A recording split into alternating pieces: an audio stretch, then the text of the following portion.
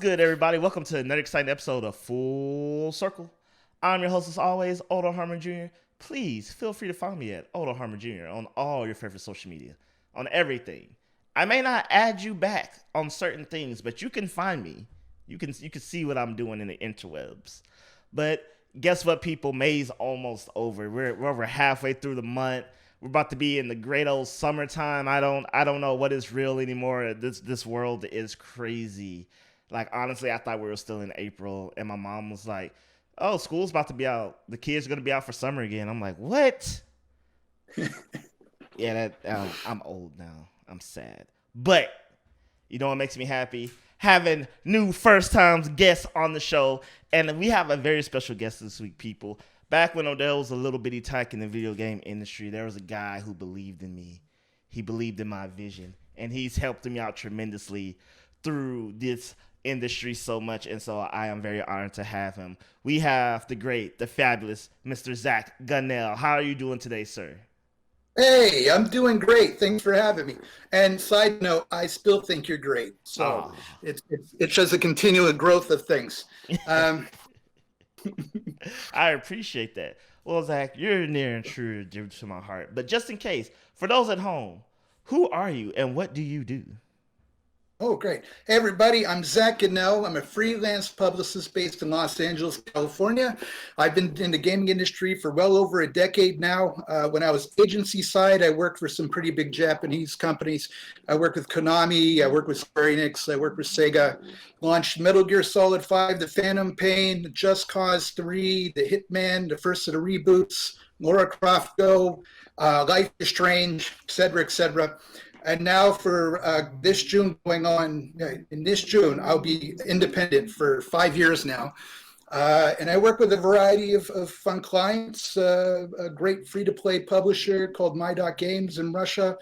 I work with a variety of indie developers here in the United States, New Challenger and Beatdown and Treachery City, Goodbye World Games, Before Your Eyes, recent game we put out, Control the Game Through Your Blinking, Ride White Games with Freedom Finger and What the Dub was a new Mystery Theater Science one, and anyway, a variety of ones. Probably the one I'm most well known for, though, is Grasshopper Manufacture in Japan with Suda 51, and we're working on No More Heroes 3, which launches in August. Yeah, so that's me in a nutshell. So one could say you probably know your stuff, maybe. Just A a little little bit. bit. I A little try. bit. Yeah. Well, thank you, Zac, for joining me on this. That is, I must say, quite the hefty resume, especially a new game with the blinking. Everyone keeps telling me how amazing, crazy it is, and I'm like, I will get to that at some point. Oh, it's fantastic. You got to play it. You got to play it. It is definitely on my list. You know, I don't want to be one of those people that when they end of the year, they're talking about all those great games that came out and all the things, and you're like, oh man, I didn't play none of those. I don't. That happened to me one year, and I felt so bad. I was like, I'm not even a gamer. What did I play? All this AAA stuff. Ugh. I mean, I love the indie spirit, but like I don't blame anybody for just playing AAA because like it's a hobby. You play it as you want to play it. Yeah. And I imagine as a game journalist, you're busy reviewing stuff all the time. So you're only one man, you know? This is true. But I would check it out. It's a good game. Yeah. Oh, most definitely. So, as always, everyone, we got a great show for you this week. A lot of craziness has been going on in the game industry of late.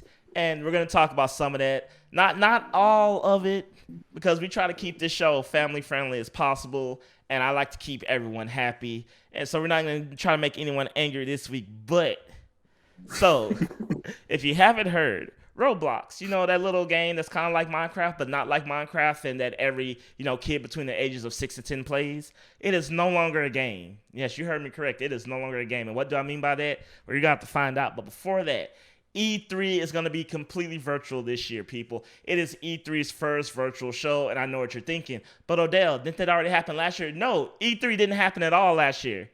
I know people put out, all the big companies put out, virtual presentations around E3, but E3 itself, it didn't happen. But no, this year it's happening. It's going to be virtual.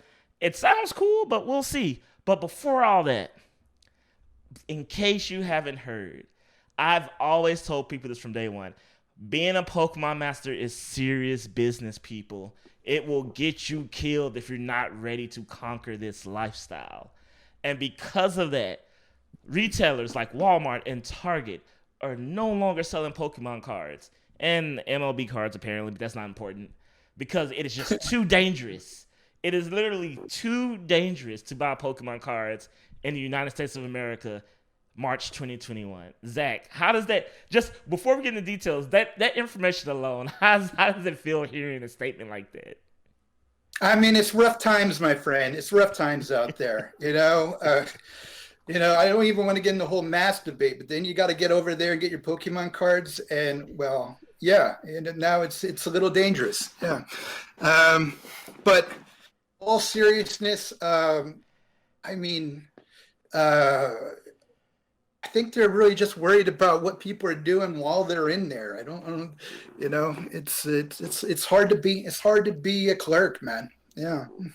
Yeah, and we got to see the initial rise of Pokemon, in the '90s when the card craze was at its highest, or what I assumed was the highest at the time, where everything was selling like hotcakes.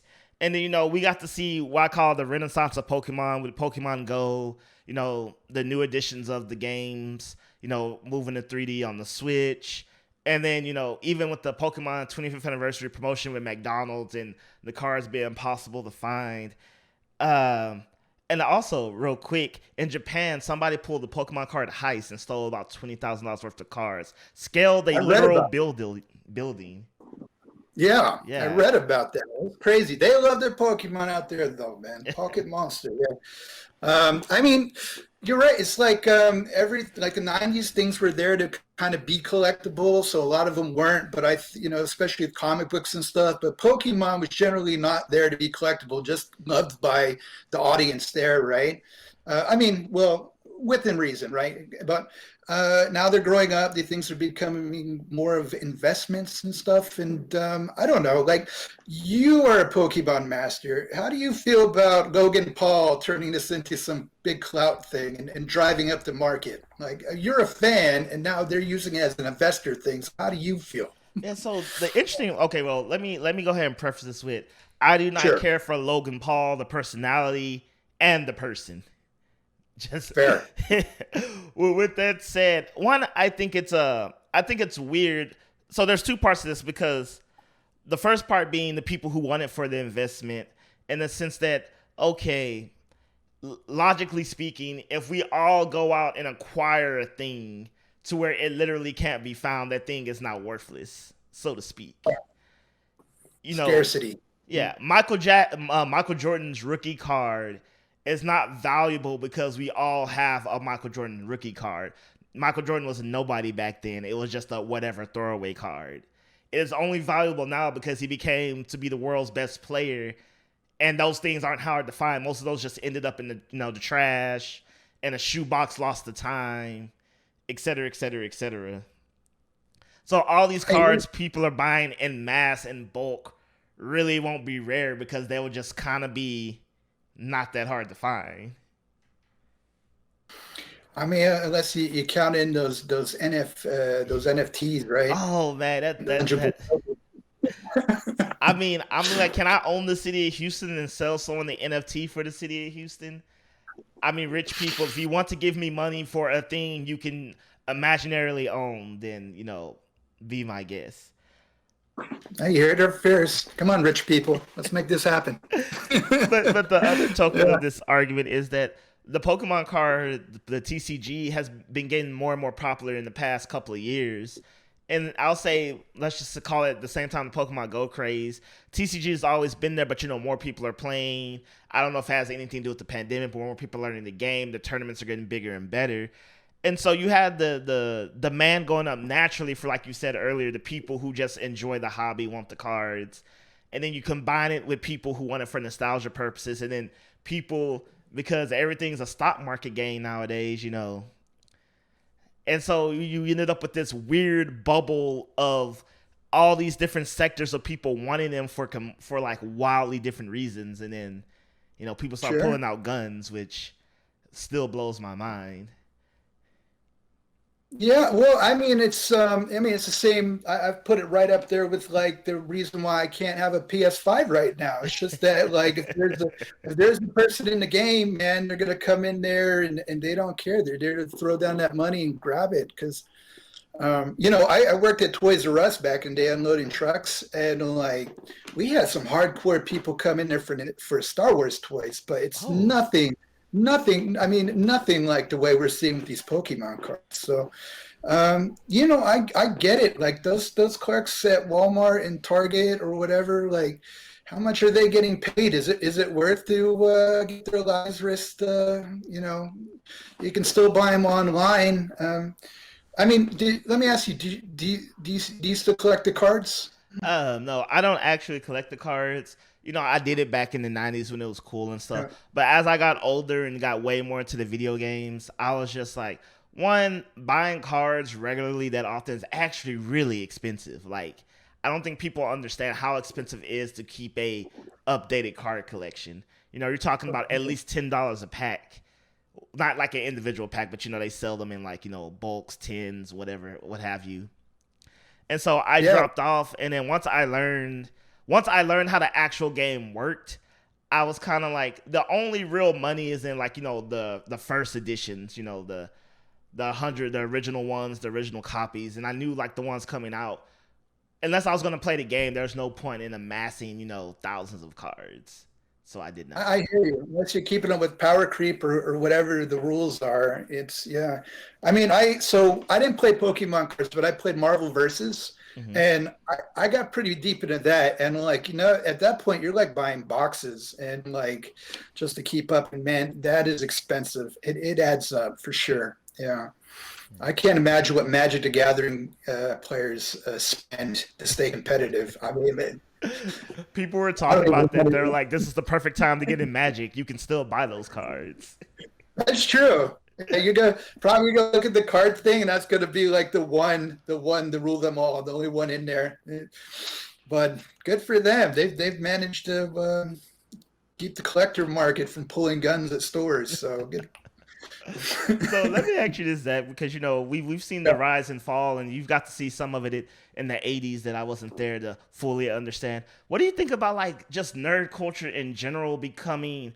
I don't want to say the top culture out there, but definitely a force to be reckoned with. Everyone always makes the joke about how like the nerds in high school are now the cool kids, so to speak.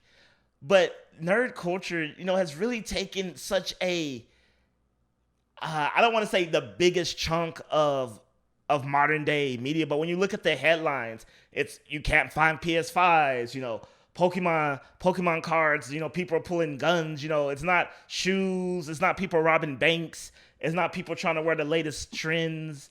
These are the headlines. It's just kind of surreal to look at it from like someone who's like, 10 years ago, 15 years ago, no one wanted this. No, no one. Yeah, man.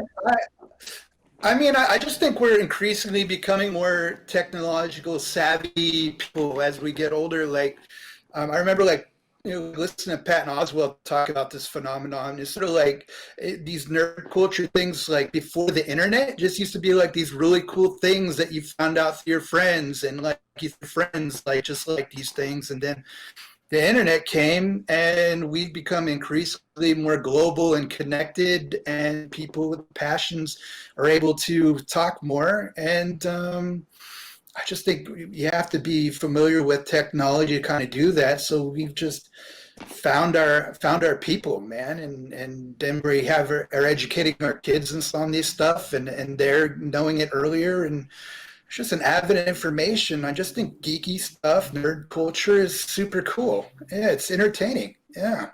Yeah. So I that's my I hot take. I have a hot take as well. And people no no Yeah. no I don't think people believe it's true, but I feel like in their heart they know it's true. And my hot take is, the world, as time goes on, the world becomes more open to things that it wasn't used to before. And if I'm thinking about culturally, like interracial relationships, same sex couples, more tolerant of things, allowing people to be. And honestly, I'm not comparing it to those things, but I feel like society, because it wasn't this stigma wasn't necessarily ending lives, killing people, or any horrible things like that. It got overlooked was that it just wasn't socially acceptable to like geeky nerdy things for one reason or another. Hmm. And we entered an era at some point where it became socially acceptable. So, it wasn't like people were hiding an identity. It was just like they were just uncomfortable expressing it, which I always felt was weird because, there was always people who just always liked those things while pretending they didn't. And, we reached a point where it's like, oh, this celebrity cool guy likes anime. I've always loved anime. Now I like anime too, but I like it openly. And I feel like the floodgates just open to something that it sounds weird. Something that everybody always was, but not everybody's willing to accept it. And it's weird because you think, well, if everyone liked something and it's the most popular thing to like, why wouldn't people not like it? But I don't know what happened. There was a social acceptance of these things, and people were just like, yeah, it's cool, it's amazing.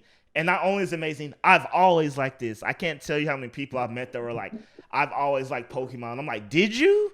They're like, yeah, I didn't tell no one, but I did. I'm like, okay. Revisionist history. We're on to you. Yeah. Oh, I just think it speaks to like when people find a community that like are into that, then they're more open to being honest with their stuff. But yeah, I'm sure there's people that just want to revise stuff, and I don't know, maybe they generally did. I mean, I'm at the end of the day, it doesn't hurt me what you liked as a kid, so why not? Yeah, exactly. And it shouldn't Yeah. hurt you as an adult, people, also. Good point. Good point. Oh, man. But speaking of virtually unhurtful things, E3 Yeah, is going virtual. So Zach, it is. how do you feel about this? A full on virtual experience. It's going to be on the app where somehow I'm not sure how it's going to work. None of us do, but fans are going to be able to interact with booths and I guess attractions that you normally would in person. Especially for someone who worked closely with studios and teams. Like, how do you feel about this? I'm curious about your perspective on this. I'm for it, but under the understanding this is going to be a bit of a case study because, like, I don't think when things open up next year, God willing, and we start going to conventions and seeing people. I mean, I think that's going to put a kibosh on digital events. Don't at me at that, but I think this is an event. It's a moment in time because if given a choice, we'd rather like to be at E3. But I've seen the stuff. It looks interesting. I mean, essentially E3 is creating an app, right? I mean, compared to like the stuff like in past E3s, we'll usually watch a bunch of like videos from big publishers to be unless you get into Microsoft Studio or unless or the conference area you get into wherever Sony used to host their stuff. Though I don't think Sony's doing it now. They're just going to do their own video thing this year, but though it has been announced. But I mean, we're not unless you're a journo. Most people are watching it at home anyway. You're watching it through your media outlets or wherever streaming it or whatever. You're not in there. So in a lot of ways, it's going to be not that much different, except this year, all of it's online. We're not actually going to be in the trenches, setting stuff up. There's no kiosks for you guys to play it on and such. So, that's going to be its own thing. But I mean, I think ultimately it's a good thing for E3 because I think as the advent of PAX and stuff, E3's had a bit of trouble finding its identity. But at the same time, ESRB is an important, role in our industry in terms of self-regulating. So they got to be around. So I think I think it's going to be interesting. Yeah. What do you think? Yeah. So honestly, I think, like you said, this is going to be a case study of how well this works. I'm kind of hoping this ultimately works because so So this is a, it pains me to say this, but I've never been a fan of E3 when they try to open it up fully to the public. I Mm, fully think E3 should be a industry only event. And I know that may sound, you know, a little uh I guess unfair since I am in the journal space now and I can go to E3 and other events and see things behind closed doors and do things. But but before that, I spent most of my life not going to E3, never thinking I would ever step foot in there, and I've got to experience it when it was industry only, when they had fan zones, and when they fully opened into the public. And E3 is just not an event that can operate at the capacity it needs to, being fully open to the public and industry. So, and like you said, most people honestly experience E3 virtually anyway because so many people, only finite people can be there. But I was like, this may be the balancing out act, because if you can make it to where you can have virtual booth tours, you can do interactive things, you can do E3 things without physically being there, and something more than just simply watching a trailer or watching, someone be interviewed on a stage. This could be a great fan interactive experience that the whole industry could benefit from, being TGS and Gamescom, where yes, they're open to the public, but most people aren't going to have the resources to travel across the planet for a show. right, right. And I hear what you're saying, and like I don't think you sound elitist at all. I think you think I think you hold a common opinion because, we're the PR people and the teams and stuff. We're there to set up the booth, and when we're there, we're concerned about journalists arriving on time, getting in, talking to the developer, seeing whatever behind the scenes stuff we're going to show, or just playing the game, whatever. And journalists, God bless them, they're doing a mad dash through the LA Convention Center from one place to the next. So this, getting up all their appointments, and everybody's vying for their attention and stuff. And when it is an industry only event, there's a lot of less hurdles to kind of go through. Not that consumers are hurdles, God bless them. They're gamers like us, they're part of the community. I love them. But like, when we're talking about it in kind of a career and a business standpoint, we just want everything to go like clockwork, and like, anything extra, regardless of what it is or how we define it, and that potentially can slow us down. Some people are irked by that, and it is what it is. I'm like you. I remember watching Adam Sessler and them stuff, like report on that stuff, and I was like, that's cool, man. I want to be there. And I was blessed enough to be able to go there. And I remember my first E3, it was amazing.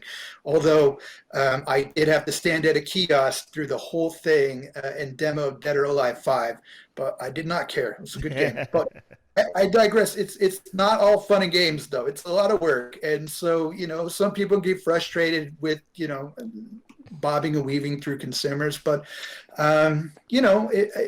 I think the digital experience is a great first step. And then when we get there, they can figure out whether, it makes more sense for them to have consumers in there again or not. I mean, it all brings its own vibe, right? If consumers are there, there's more kind of vendors and other stuff and kind of interactive experiences for them, like packs and stuff.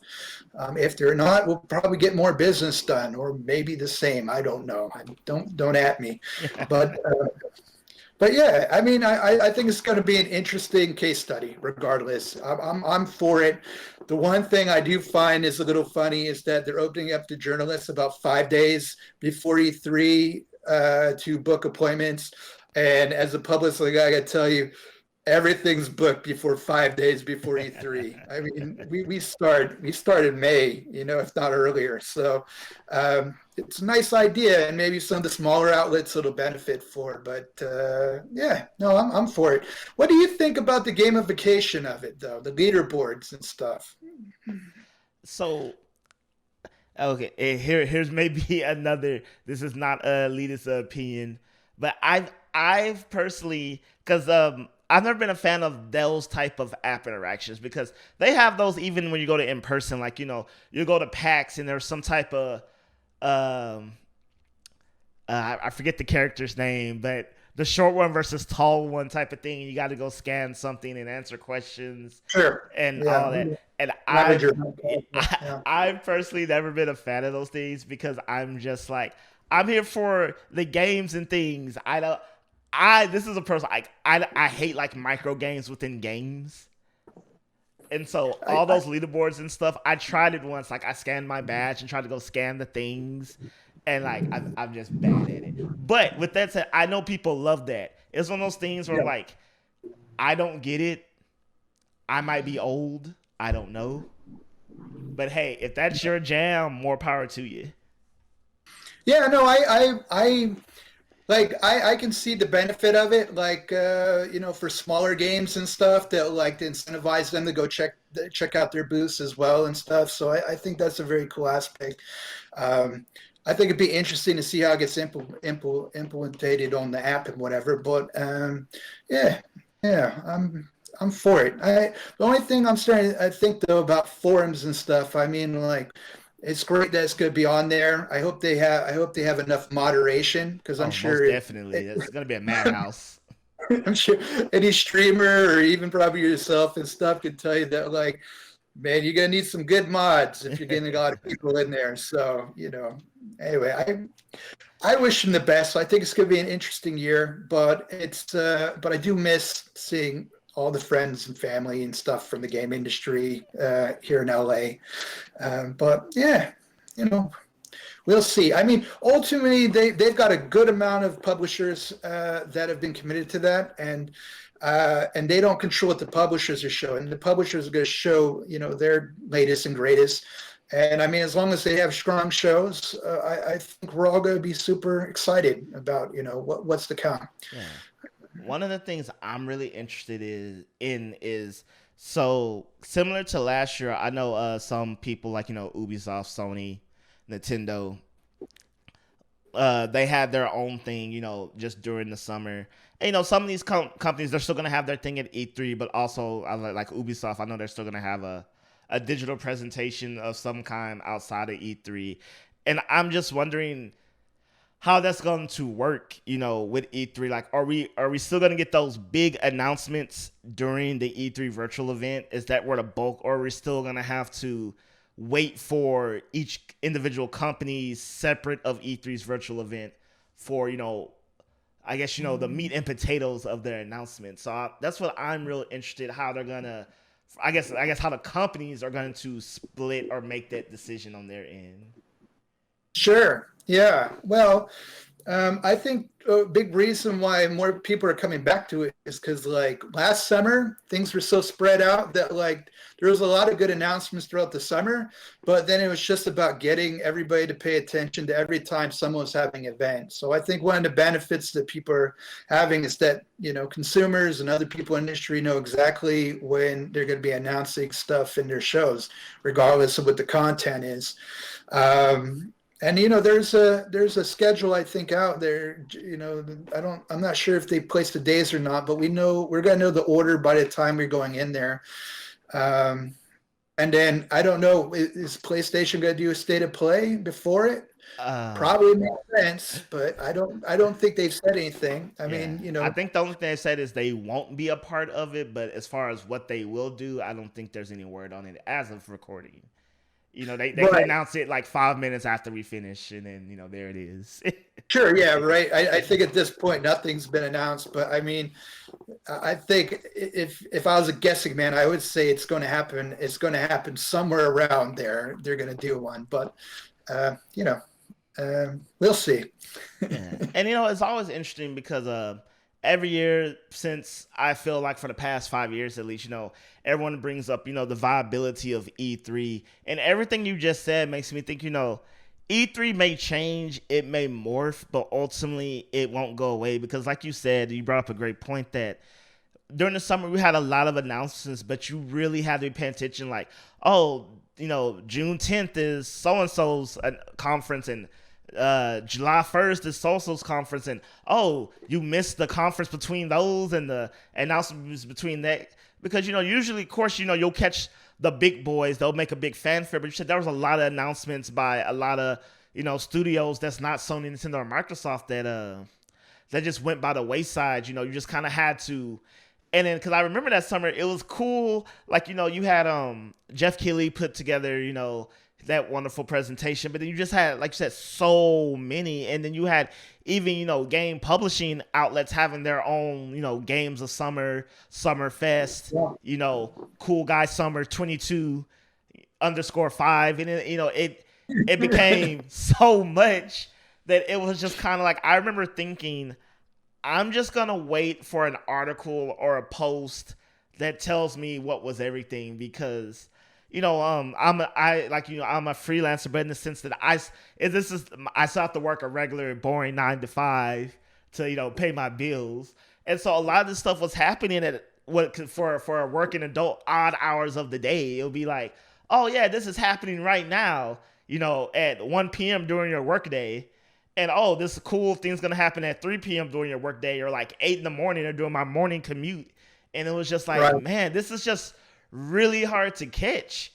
And a lot of things, like you said, like they weren't really announced with enough time to prepare. It will be like, this is happening this week. Today's Monday. This is happening Thursday, or it's happening Wednesday, or God forbid, it's happening right now. But when we had E3, or now, with E3 virtual event, like you said, we just know it's going to be there. This is the 2 to 3 day block, and we'll get it all there. And if I can't miss it, I know the literal second that it is over, everybody and their mama will be, congealing lists, compacting things for me to just, digest all of that. And I really do miss that, honestly. Right. If you're not working it, or if you're a super fan, at least when to request the days off of work or whatever, like to check it out. Like, I mean, or at least what time it is, right? And so, you can kind of plan stuff a bit more succinctly with people being in one spot, for sure. Yeah. So if you think assuming this is a huge success, like the online thing, do you think E3 would change its format in some way once everything will all be able to be back in person, that they wouldn't necessarily get rid of the virtual event, but like keep it along for the long haul somehow? And there might well be. I mean, like, that's a pretty robust app. I don't think they're building that app just for 7 days and to get rid of it. So I feel like as they move, I mean, I don't know. They'll find out as things, depending on how well the event goes. But I imagine if it is assessed, they'll keep the app, and then moving forward, they'll just build upon that with the future iterations of the show. Just because it just seems like there's a lot there in that app for just 7 days, I feel like it could be there for as long as they don't. No one likes this. I mean, granted, I understand that sometimes it's a necessary evil, but as long as there's no paywalls that come along in the future, I think it would be a great, add on to the experience. Sure. Yeah. Nobody likes paying for stuff, and it sounds like, they're going to get a lot of information with profiles and stuff anyway. So, I mean, they'll still, what they're probably more interested in is just having a user base, So, yeah, it'll be interesting. I'm going to get that. Yeah. So I just got to ask you, since, you've been doing it now for so long, what was it been like, with no big shows, of having to, interact with, developers and things of that nature to get the games and the word out? Well, you mean during COVID? Yeah. Well, so it has been, it has been a bit of a challenge, just because usually it's a lot easier to kind of break up revealing stuff about games by going to events and showing like slices of the events and doing interviews and stuff. I think the onus, and I can't speak for everybody, but at least for my clients and stuff, the onus has just been, picking specific dates in the campaign that make the most sense, and just kind of working independent of it. Definitely, if you can connect with, with Nintendo and Microsoft and PlayStation to help promote the kind of new projects they're working on. I mean, they have a huge online presence, so like it kind of helps in terms of getting the message out there. But I think, yeah, we all kind of miss meeting with journalists in person and showing stuff at shows rather than being on Zoom calls. It's been a challenge. But I think we're just kind of evolving with it, and thank God, kind of the technology is there that like we can run these campaigns digitally. But a big part of the gaming experience is community. So I think everybody in the industry is just very excited to get back to that traditional format, though. It has been an interesting year, that's for sure. Yeah. Well, if nothing else, your beard game has gotten incredibly strong along with your Oh, I peers. know. I needed a hobby, man. Yeah, you can't get out of the house. I don't have any pets or plants, so I just grew this thing out. So thank you. Yeah, we'll see how long it lasts. All right. Hey, as we always talk about, COVID's gonna have a long-reaching effect on many things, including gaming. But something else surprisingly about this industry that's probably gonna have a lot of long-reaching effects is Epic versus Apple. Oh, yeah. And we talked about this last week or the week before. People, the whole Epic versus Apple, the Fortnite and their in-game purchases on Apple iOS, and the whole big thing. If you want to go know, you can look it up. And some of the ripple effects of that is like we got to learn that Xbox never made a profit on any of their consoles, and other tidbits of information is just coming out because of this court case. Like Candy Crush was called to the stand, and they played Candy Crush for the judge for reasons. Like just a whole bunch of interesting things. But as I told y'all at the top of the show, one of the interesting things is Roblox is no longer a game. And do I mean it's deleted? No, it is still very much in the App Store, but it's no longer classified as a game. Because of the ongoing battle, apparently Roblox started writing on the wall and was like, if we want to have in-game purchases or in-app transactions that's on our side, we cannot be classified as a game. So they are now an experience. They have now transcended what all gaming wants to be considered and has become an experience. They have annexed, zeroed out, blew up, crossed out any mention of the word game, and the in-game developer app that makes little kitties do coding and make their own little gaming experiences. Think a la Dreams and Roblox. Those are no longer games either. Those are experiences created by users, and it's just word jargon. And Zach, like, I don't know, is this funny, or is this just like things about to get real interesting in gaming marketplaces? That's a great question. I'm not a lawyer, but I think it's amusing semantic. Roblox, kind of has the situation that Fortnite wants, being able to be in the App Store, but I think they don't want to be in the lawsuit. I mean, like nobody wants to be dragged into this lawsuit. You know what I mean? So like, if and Epic's not going to be paying Roblox or helping Roblox with this thing. Yeah, they have an agreement. They don't want to be in a lawsuit. So if Apple says they're an experience, they're an experience. But it's an interesting semantic. Yeah. Yeah, I think it just shows you when two power horses are coming at it in terms of their money.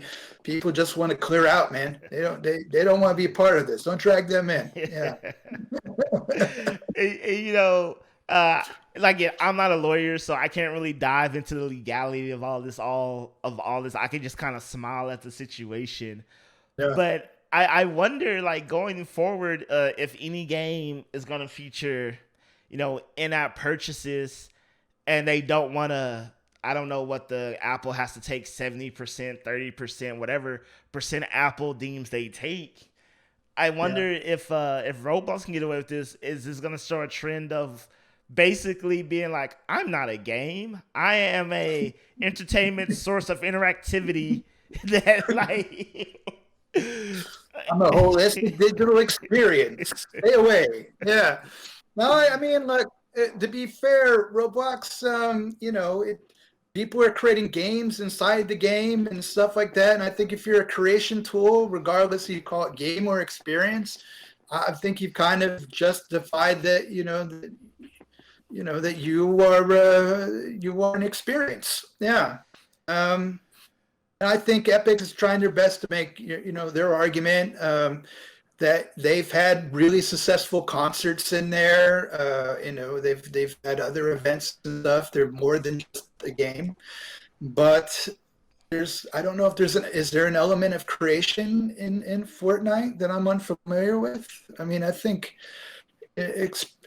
tools of creation are important. We figure if something's an experience or not. Although it does seem just like a semantic word, doesn't it? Yeah. Yeah, I just I really wonder. Let's say Epic wins this, because my personal opinion is this isn't about the money. It's about something to prove. Right. I think I don't know. I've never been in charge of millions, if not billions, of dollars at a company, so I don't know. But so if Epic, oh, you're saying? Oh no, go ahead. I'm sorry. Yeah. So if Epic ultimately wins this, I wonder if mobile gaming is going to be like forever changed. Is it going to like flip its like are more develop or more smaller companies going to be able to put games on the Apple Store and make money on the back end themselves for something, or like I wonder what's going to happen. Like, well, I know initially coming out of there, Apple did say that if they started a developer program for smaller developers that make under a certain percentage for their games, so they would take a lesser cut. Whether it came out of the generosity of their hearts or just trying to get ahead of an argument, they have made steps in that regards. But yeah, regardless, it's going to have a huge effect on everybody else. That's the crazy part. Like they're going to set precedents for this. That is going to have a net effect for people that aren't in it. I mean, there's just no getting around that, because it's the first that's addressing these things. One thing I think is really hilarious is just the kind of questions that are coming out of it. Like, it's clearly these people that aren't familiar with our space are actually going to be the ones in charge of setting legal precedents around it when they don't right? fully. And that's a little scary because technology goes quicker than law, in a lot of regards, just in speed. And so we're witnessing history, my friend. We are, and Yeah. if you think about it, here's the real funny part. Yeah. So I know you remember this vividly because we all do. The whole is mobile gaming real gaming in quotations? Are they real games? And the president, everyone there was a time where more people seemed to be like, no, that's not playing Bejeweled or Farmville or what have you. That doesn't make you a gamer. And then it was kind of what's that thing called when you stand at the gate and you don't let people in that no one likes. Gatekeeper? Gatekeeper. There, yeah, it was gatekeeping. I was like, what's that thing where you keep the gates?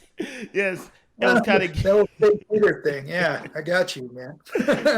and people were gatekeeping, and everyone was like, okay, no, a game is a game is a game. Whether it's Final Fantasy for 400 hours or Bejeweled for 400 hours, everyone is welcomed. And then, everyone was under the impression that, yeah, mobile gaming is kind of gaming. But then mobile gaming's got more sophisticated, so to speak.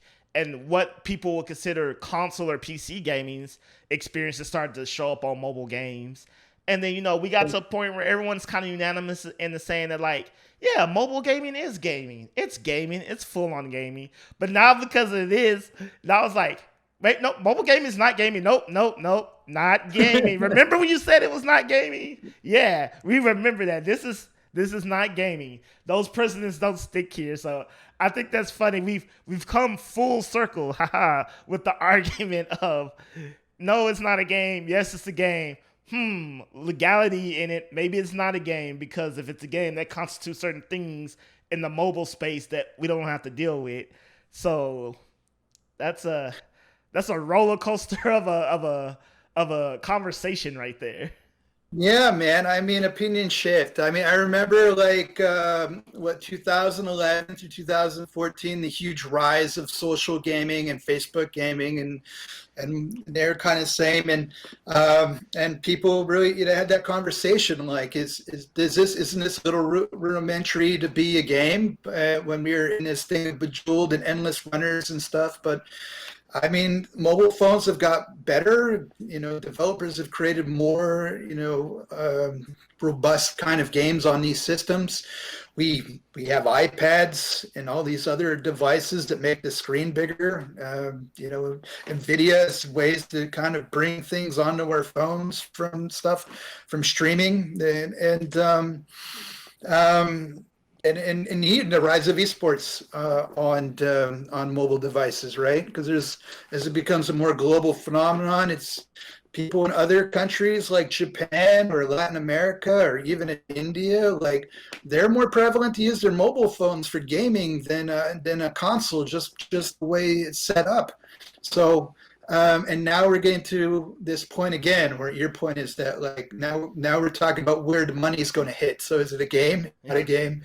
Because we're talking about percentages of money, though. Like why we don't want this to be a game or an experience. So, um, I think we all agree it's a game. It's just for what are we going to call it for legal reasons.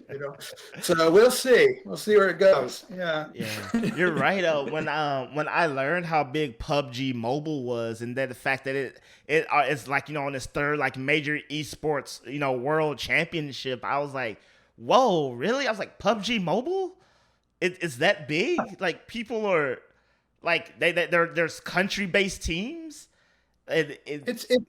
Yeah, it's big here. It's huge in India. Like to the point where they're having troubles with India and China. We're having an argument over having it there, and they've been through the process the last few months to find a loophole so they can bring PUBG back to India because they love it.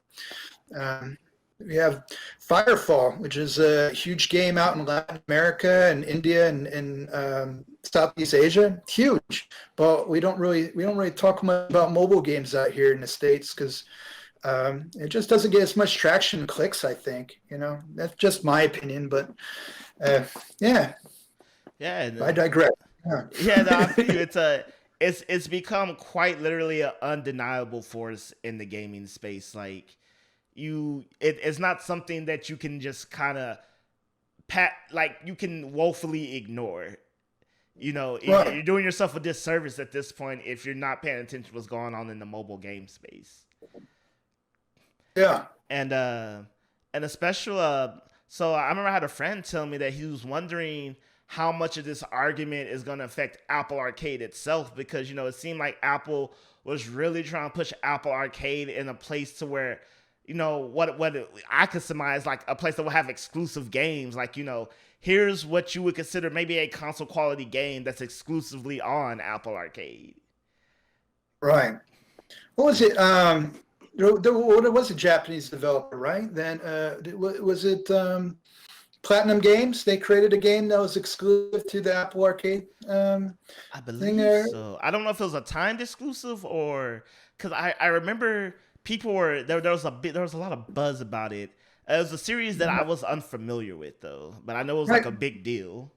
I think it was a new IP, but I think there's a lot of media that like didn't get their hands on it just because they weren't in Apple Arcade. So, my experience, most exclusives are times exclusives. So, maybe at some point we'll play that game. Yeah, I don't know. Yeah, it's definitely interesting, especially because we live in the space where we had the Stadias and the Amazon Lunas, RIP Luna. I don't know if it's still a thing. It could be. I don't. If you're still around Luna, I'm sorry that it did not work out for you. I don't know what Amazon's. But there's so many people, companies that's trying to really break into this space. And rise or fall, they're doing it because they know that people are there, versus, I don't know if we'll ever get to a time where it will be like, PS5, Xbox Series X, and tablets. I don't know if we'll ever see that era, but there was a time where I would laugh at that idea. Like I would have like killed myself laughing if someone told me that. And now I'm at a point where I'm like, oh no, who knows, honestly. I don't know. I mean, as streaming media gets better and stuff, you never know. It may just become another screen to show it for you. The power might be out there. So I'm not gonna lie. Part of me wants Apple to win this, and every game just but magically becomes these non-game terms. Like I know that would be horrible. Ultimately, I don't. But just for the humor factor, Pokemon Go is now a fitness app. It is not a game. It is a fitness aid in your weight loss goals. I mean, why not? I remember the phenomenon when it first came out. I was at Evo, right? And it was like 110 degrees because somewhere around there. It was 100 something because it was August in Las Vegas. And I just remember this whole group of them were like, we're going to go out and catch some Pokemon. And I'm just like, you are crazy. You go ahead. You go ahead. I'm saving this air conditioning as soon as yeah. But they did it. And anyway, I mean, that's a whole nother conversation. I could go into Pokemon Go. I love Pokemon Go. I've known some elderly friends of mine have like actually built a community of friends around just playing that. Just because anyway, that was a home run. I think everybody in mobile gaming knows that. Yeah. Quick fun fact story: right before the world closed, I was in TGS 2019. I actually thought you were gonna be there, but you were not. Unfortunate. Wait, no, you were there. I was there. Yeah, we didn't find me. Yeah, I couldn't find you. I was swampy, and we kept missing each other. Yeah. It was a great show, but good Lord, I think I left a lot of water weight back there. That's for sure. Yeah, I'm from Texas, Houston specifically, so I'm used to humid weather. And thank God I grew up in Houston, because if that was my first time in Tokyo in September, I might not have made it if I hadn't already been used to a similar climate. Because woof. Oh, it was bad, man. Yeah. Yeah, but we were there. We were always a city behind each other. It felt like. That's right. That's right. Yeah, you went down to Osaka. I was gonna go to Osaka. You went somewhere else. But oh man, Tokyo Game Show is a lovely show. I can't wait for next year. Hopefully, start up again. Fingers crossed. But I stayed by the Sky Tree where my little apartment was, and I remember one day there was like lots of Pokestops out there. God, they're everywhere there. And I remember there was like a gym battle for like, I don't know, I'm saying Mewtwo. I don't think it was Mewtwo, but whatever current legendary was new at the time. And I remember going, and I remember seeing a lot of elderly people like just around, and just a group of people. And I was like, whoa, I wonder, is there an event at the Sky Tree today? There are a lot of people out right now. It was about like 8 p.m. ish. And I realized we were all there for the raid. And I was like, but, in America, it's mostly younger people. I say like, ages ranging from like, 15 to 35, somewhere there. But these people were clearly, like gray haired to like, maybe with their grandchildren. And there was there was enough people there to justify me thinking there was a literal event going on. And I remember it's just like, I was like, whoa, this is insane. Yeah. How cool is that? Yeah. Yeah. Super cool. Yeah. To see such a diverse group of ages, from 7 to 70, and no hyperbole when I say that, people. Like it was something. So that's like my favorite Pokemon Go story. That's awesome. That's awesome, man. Yeah. I miss Japan now. I mean, I hope they open up at some point, because and then maybe it's the perfect time for us to book in advance for the Pokemon Cafe again. Maybe you've been there. I haven't been there yet. It's amazing. You know what we should do? Do not go without me. We need to get it on the press docket for when they open Super Nintendo World again. I don't know I don't know what credentials I'm going under. I don't know for who, but I got to make that happen. I'm for it. Yeah, we got to make that happen for sure. Yeah. But Zach, it was great having you. I appreciate you, joining me, especially with all your expertise and knowledge of the game industry you've had, and all the people you've worked with and done.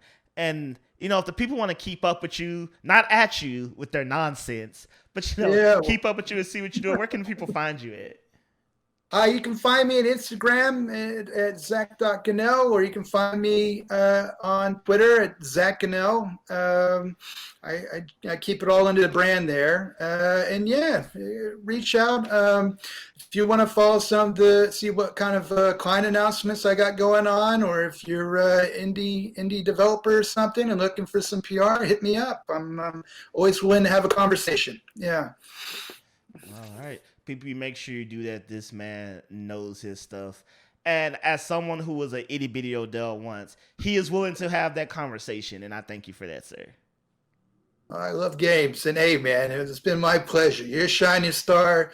Suda loves you. I love you, man. And yeah, you're good people for sure.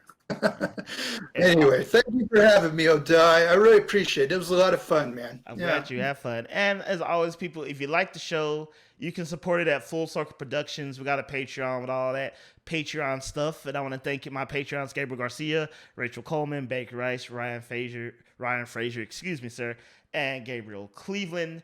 And always remember, people, you can like, share, and subscribe for free 99 and leave a review, because my optics that I keep getting from Apple Podcasts, Google Podcasts, and everywhere a podcast is found keeps telling me to say that for some reason. So I'm going to say what the little robot's telling me to say. So there you go, robot. I have said it.